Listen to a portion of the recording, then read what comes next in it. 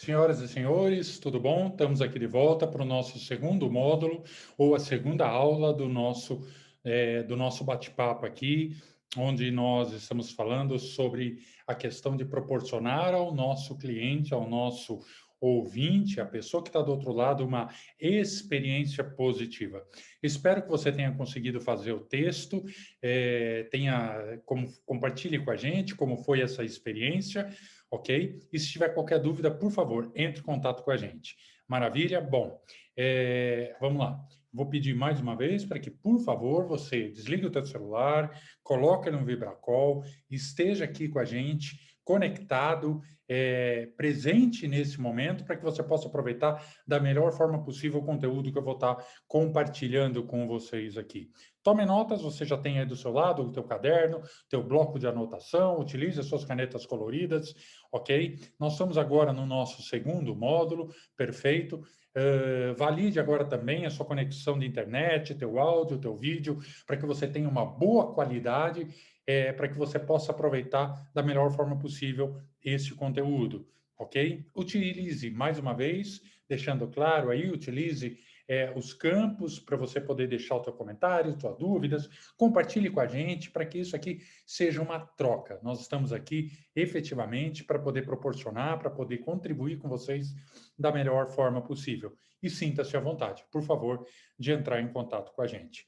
Como eu acabei de comentar, nós estamos entrando agora para o nosso segundo módulo, onde nós vamos falar como são formadas as memórias emocionais, como nós gravamos isso tudo dentro da gente, todas as nossas experiências, tanto as que acontecem desde a nossa mais tenra infância até os nossos dias atuais.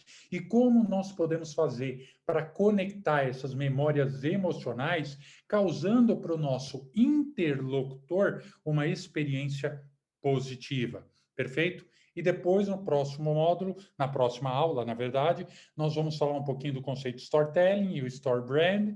Depois nós vamos falar da PNL e de técnicas de persuasão e conexão e venda para levar o nosso prospecto, o nosso cliente, o nosso interlocutor a uma ação específica. Perfeito? Então vamos lá. Como são formadas as nossas memórias emocionais? Então eu tenho aqui, para quem está acompanhando a gente aqui, é assim, nós temos um ciclo que eu chamo de ciclo das emoções e das crenças. Todas as nossas emoções, todas as nossas crenças, tudo aquilo que a gente acredita de bom e que não é tão bom assim, acontece dentro e especificamente com esse ciclo.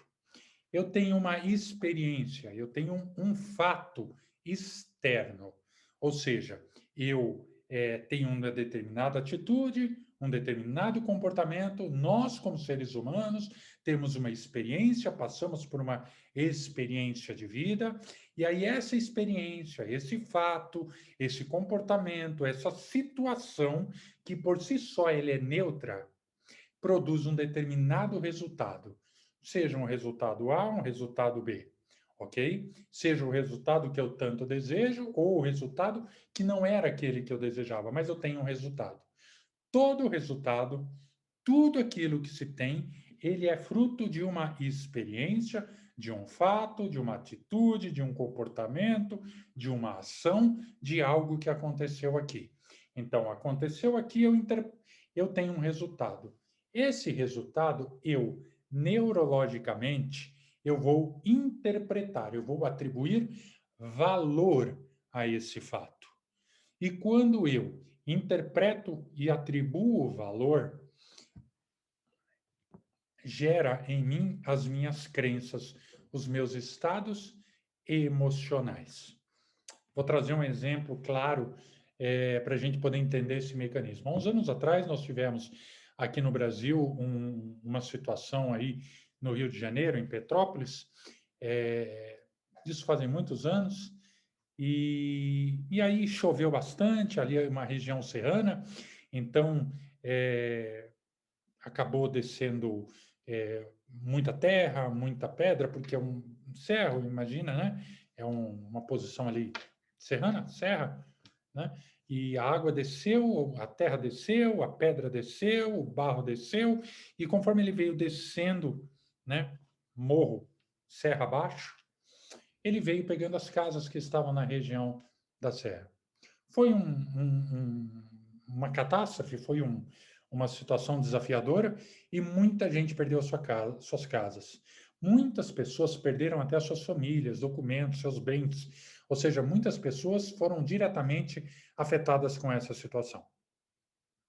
E aí, quando eu estava vendo essa reportagem, a repórter na televisão, ela chegou para as duas pessoas, para a primeira pessoa, ela fez uma pergunta, mais ou menos assim, o que aconteceu, e aí a pessoa relatou o fato e disse, olha, desceu água, desceu terra, desceu pedra, pegou todo mundo de surpresa, eu perdi minha casa, perdi minha família, estou desesperado, meu mundo acabou. Então, ou seja, ela teve uma experiência, teve um fato, aconteceu alguma coisa, gerou um resultado que foi tudo aquilo que aconteceu, que ele relatou, ele interpretou que o mundo dele acabou. Quando ele interpretou que o mundo dele acabou, gerou emoções, crenças, gerou nele emoções que poderiam ter fortalecido ou poderiam ter enfraquecido ele. Emoções que vão diretamente afetar nas suas ações, nos seus comportamentos. E aí vai gerar uma nova experiência, um novo resultado e assim sucessivamente. É assim que acontece com muitas pessoas que ficam presas a emoções negativas. E a repórter, logo na sequência, fez uma pergunta muito parecida para uma outra pessoa. A pessoa relatou o mesmo fato, teve uma experiência muito próxima da anterior, mas ele interpretou este fato, este resultado de uma forma diferente. Ele disse algo mais ou menos assim: desceu água, desceu terra, desceu pedra, pegou todo mundo de surpresa, minha casa está soterrada, não sei ainda onde está a minha família, mas eu estou vivo e eu estou aqui e eu posso ajudar a encontrar a minha família.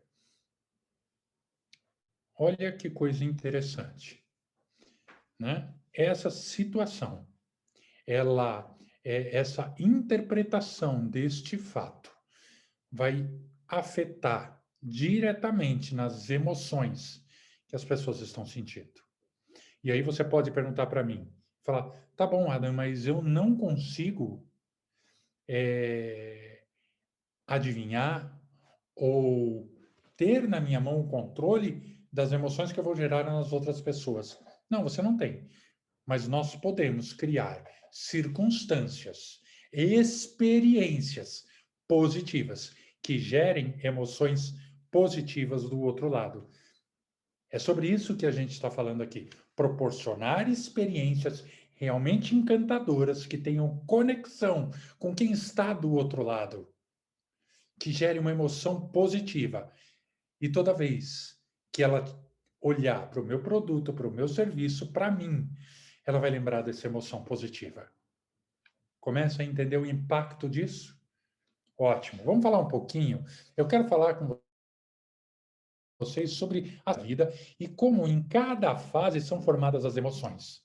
Eu estou trazendo para vocês aqui uma teoria, um conceito, que é o conceito dos setênios, ok? Então, esse conceito, ele entende que nós passamos por fase a cada 7 anos na nossa vida, o ser humano passa por essas fases, e talvez você se identifique. A primeira fase é do 0 aos 7 anos de idade, é a fase onde ocorre na criança, no ser humano, a individualidade, o meu eu, onde eu estou formando ainda e começando a entender quem sou eu. O ser humano está começando a ter as suas primeiras experiências. Nessa fase dos 0 aos 7 anos é quando é muito trabalhado as memórias emocionais. Essa fase é a fase mais forte, onde são vinculadas as memórias emocionais da primeira infância. São as mais poderosas. Para muitas pessoas, o que acontece dos 7 anos para frente são reprint das suas memórias emocionais da sua infância. Apenas atualizando em cima de uma experiência, como eu falei, de uma interpretação que ela teve. E aí ela carrega esse software para o resto da vida. E muitas pessoas, muitas vezes, todos nós, eu acredito, precisamos, às vezes, atualizar o nosso software, as nossas emoções. Mas eu não vou entrar nisso nesse momento aqui agora. ok? Na verdade, nesse módulo, nós nem vamos falar tão profundamente dessa atualização. Eu quero que você entenda como isso é formado para você poder trabalhar e proporcionar para o seu interlocutor uma experiência positiva. Perfeito? Então, ok. Então, quando a gente está falando desse 0 aos 7 anos, é o início do amadurecimento biológico, quando é criança, quando nós estamos formando a nossa biologia. Nossas primeiras referências nessa fase é a nossa família. Pai, mãe, tio, tia, sobrinho, cachorro, papagaio, vizinho. É a nossa família. São basicamente, esse primeiro, dos 0 aos 7 anos, essas pessoas que convivem à nossa volta, que são as nossas primeiras experiências, ok? E aqui é aonde vai formando essas primeiras memórias. Depois, quando essa criança vai ali, a partir dos 7 anos, dependendo da região, a região do mundo até, ou dependendo da cultura, ela começa a entrar na fase da escola, começa a conhecer os seus amigos, quando ela começa a entrar nos 14 anos de idade, ok? Então, ali ela já traz muita coisa dessa memória emocional, dessas experiências que esse ser humano teve, ela começa a trazer isso tudo para a escola, para os seus relacionamentos, para os amigos, para as pessoas, ela começa a conhecer o mundo externo e aí ela começa a fazer essa interpretação entre o meu eu individual, a minha família, a minha realidade, o meu mundo, o mundo externo, e aí começam a haver esses primeiros conflitos, ok? E ela começa a tentar equalizar isso aqui. Ela começa, nessa fase, a hora que entra, por exemplo, o pico dos nossos hormônios, testosterona e assim sucessivamente, ou seja, é aonde aquilo começa a ficar muito forte. Nessa fase, essa fase do amigo, essa fase ali, entre 14 anos em diante, mais ou menos, é aquela fase que a gente chama, às vezes, da fase da rebeldia, é a fase do aborrecente, que ele começa a questionar muita coisa dos valores que ele tinha, às vezes, em casa. E as suas emoções ficam muito afloradas. Eu venho a parte hormonal, a parte biológica, a parte psíquica. Lembra que a gente falou da parte neurológica, das minhas emoções que estão aqui dentro? Como isso tudo é formado, isso tudo vira um conflito dentro do ser humano. Perfeito? Quando nós entramos nos 21 anos de idade, é a primeira crise de identidade, normalmente, que o ser humano passa. É o quem sou eu? Para onde eu vou? Qual será a minha profissão? Eu vou trabalhar? Não vou trabalhar? Eu vou fazer o quê? Vou seguir os passos dos meus pais, dos meus avós? Não vou? Como é que vai ser? O que eu quero para o meu futuro? Essa fase muito ligada ao questionamento. Muitas pessoas, a teoria, diz que é a fase do centauro. Tem muita força, muita vitalidade, mas ainda conhece pouco da vida. Isso tem sentido para vocês? Você já ouviu, já falou, já viu isso? É exatamente. Depois, aos 28 anos de idade, é a crise dos talentos que a gente fala quando nós olhamos para a vida profissional, para como nós utilizamos aqueles dons que nós entendemos que nós temos. Ou seja, é isso mesmo? Eu sou tão bom assim nisso? Esses são realmente os meus talentos? Essa é a fase que muita gente começa a buscar ajuda para poder tentar se entender. As pessoas mais maduras emocionalmente, essa é a principal fase onde elas começam a buscar mais ajuda para buscar o seu autoconhecimento, ok? É uma fase que a gente chama da fase do cavaleiro. É a fase onde ele ainda tem, nós temos muita vitalidade física. Nós ainda sonhamos muito, queremos muito, conquistar muito, acreditamos muito, temos muita força, vitalidade e estamos começando a adquirir um pouco mais de experiência da vida, ok?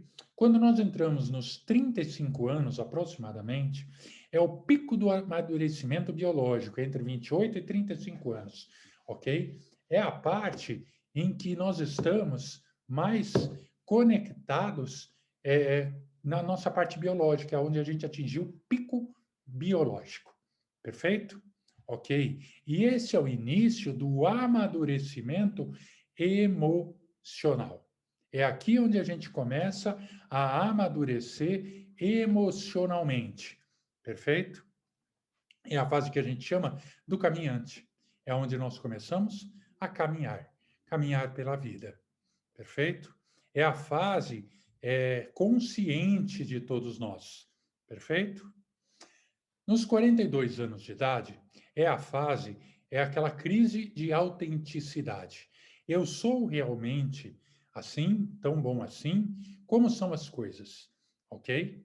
É onde eu começo a buscar o meu eu individual, o que faz de mim ser diferente de tudo e de todo mundo que me cerca.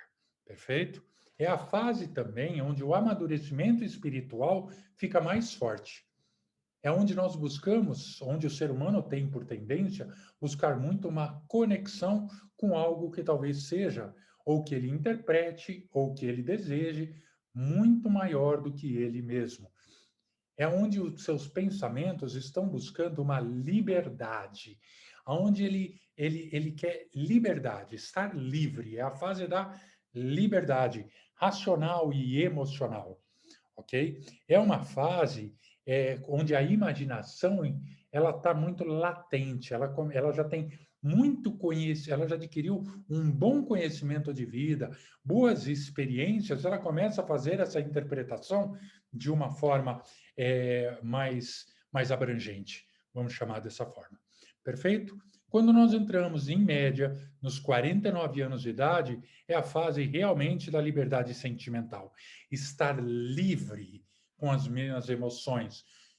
A pessoa que vem caminhando ao longo da vida por todas essas fases de forma madura, quando ela chega nessa fase, é quando ela está emocionalmente mais liberta, mais madura, mais equilibrada, ok? É uma fase de inspiração para a vida e para as outras pessoas, porque ela está caminhando para a fase que vai ali entre 49 e 56 anos, mais ou menos, que é a fase da sabedoria, que é a fase que essa pessoa ela começa a compartilhar conhecimentos, experiências, onde ela começa a ser vista por outras pessoas como um sábio, como um guia, talvez, como alguém que pode ajudar essa pessoa. Já teve muita experiência, tem muito conhecimento, ok? É a fase liberdade de querer. Eu tenho liberdade e desejo, e me sinto emocionalmente maduro para poder desejar tal coisa em detrimento de outra coisa, ok? É uma fase em que a intuição ela está muito forte e muito madura, perfeito? Como isso acontece dentro das nossas emoções?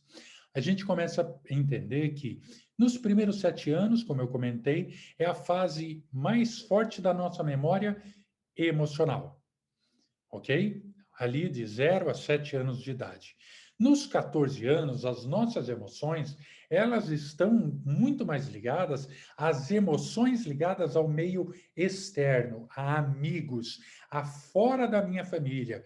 Como eu interpreto e como eu me relaciono com essas emoções externas. As minhas memórias emocionais e as minhas emoções estão muito forte ligadas a esse meio externo.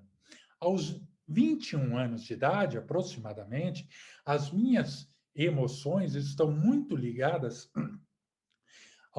ao início de uma vida profissional, ao início de uma carreira, ao início desse caminhar, vamos chamar assim. Aos 28 anos de idade, os meus aspectos emocionais, eles estão muito ligados à questão de começar a buscar esse crescimento da carreira.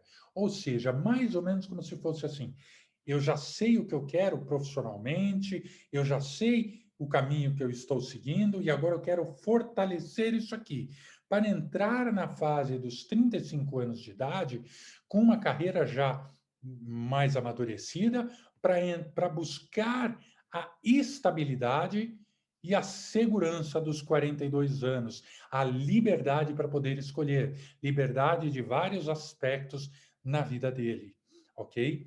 Quando ele entra quando nós entramos aproximadamente nessa fase de 49 anos de idade, as nossas emoções elas estão muito ligadas aos sentimentos, ao sentir, a tudo aquilo que eu quero viver agora. E as minhas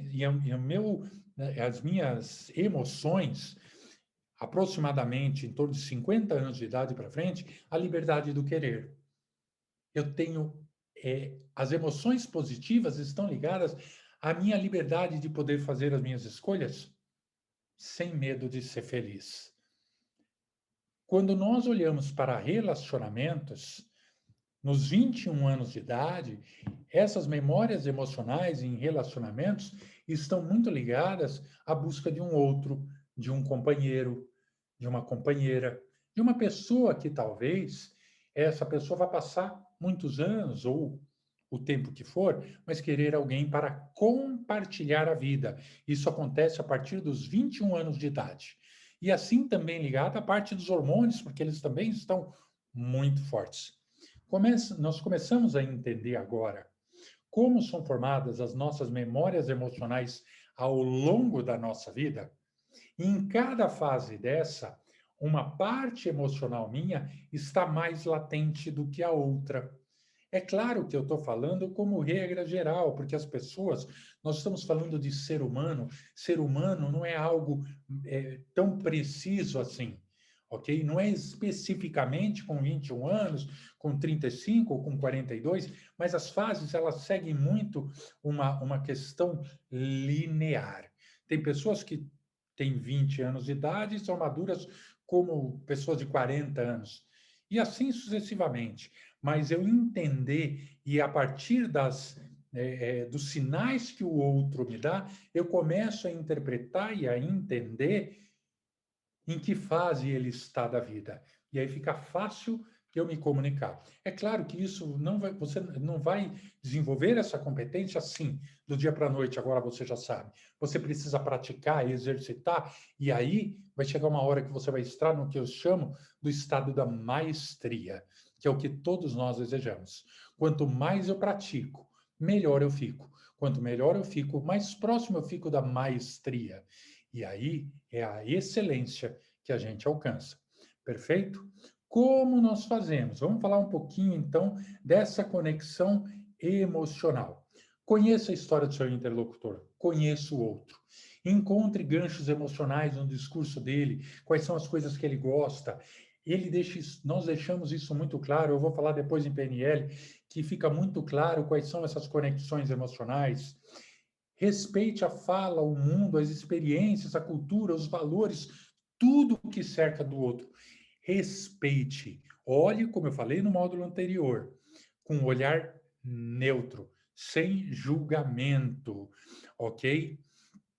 Crie um ambiente onde essa pessoa se sinta confortável, pertencido, eu me sinto aqui. O ambiente onde a pessoa está, onde todos nós estamos, ele pode causar pertencimento ou não.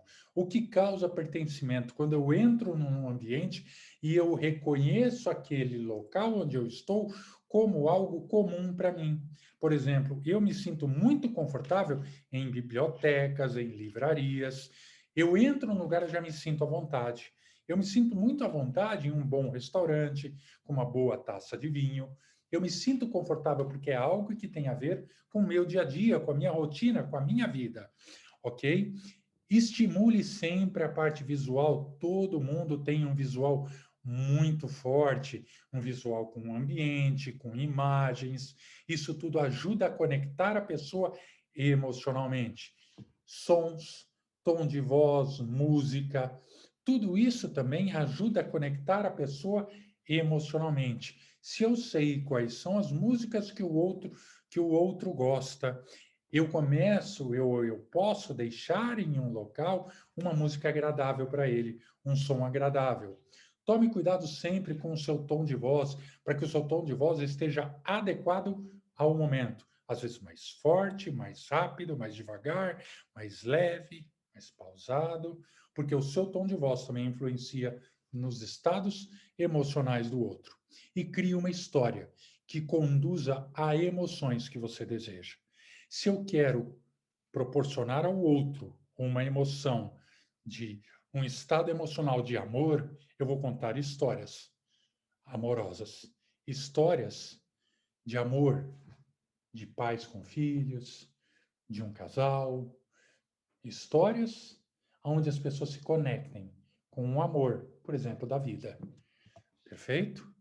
Ótimo. Então, tudo, lição de casa dessa aula. Se localize agora na tabela da vida. Onde você está? Tente interpretar, se visualizar.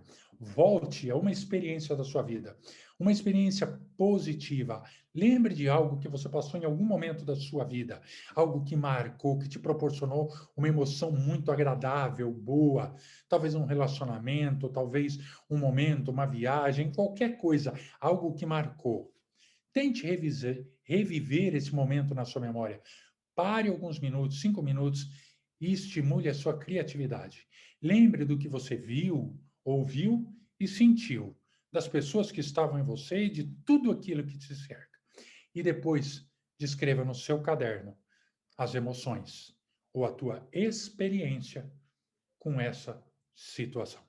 Ok? Espero que você tenha gostado. Nós nos vemos na próxima aula. Um forte abraço e até mais.